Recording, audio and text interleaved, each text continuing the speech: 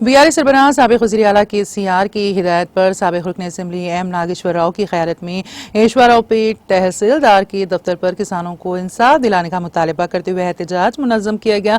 इस मौके पर बीआरएस की जानिब से कई मुतालबात पर मुश्तमिल एक याददाश्त तहसीलदार के हवाले की गई। इस मौके पर साबिक रुकन असेंबली एम नागेश्वर राव ने कहा कि रियासत तेलंगाना में मौसम गर्मा में पानी की कमी की वजह से किसानों को मुश्किलात का सामना है।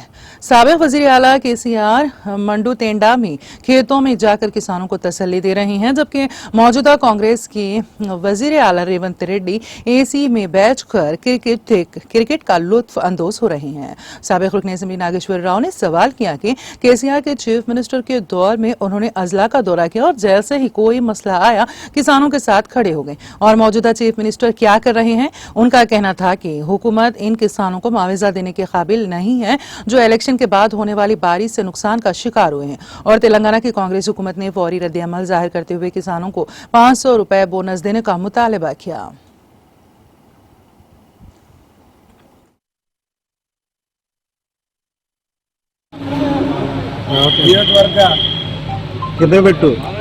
అదే రకంగా రాష్ట్ర వ్యాప్తంగా మా గౌరవనీయులు మాజీ ముఖ్యమంత్రి గారు ఆదేశానుసారం రైతులు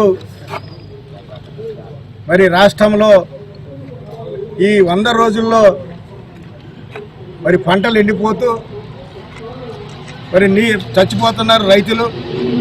దానికి కాంగ్రెస్ ప్రభుత్వం స్పందించకుండా ఎంతమంది రైతులు చనిపోయినా, ఎంతమంది ఆటో రిక్షా డ్రైవర్లు చనిపోయినా ఇంతవరకు ముఖ్యమంత్రి గారు ఎక్కడ మరి చనిపోయిన చోటకి పరామర్శించడానికి వెళ్ళలేదు. మరి అదే పోయిన 9 సంవత్సరాలు మన గౌరవనీయులు మాజీ ముఖ్యమంత్రి గారు చంద్రశేఖర్ గారు మరి ఎక్కడ రైతు పంట ఎండిపోతే ఎమ్మటే అక్కడికి వెళ్ళి అక్కడ ఆఫీసర్లతో ఆదేశాలు జారీ చేసి వెంటనే ఎక్కడ నీళ్లు మరి ఉన్నా కూడా తెప్పించి పంట పండించడానికి రైతులను ఎంతో ఆదుకుంటూ వచ్చారు.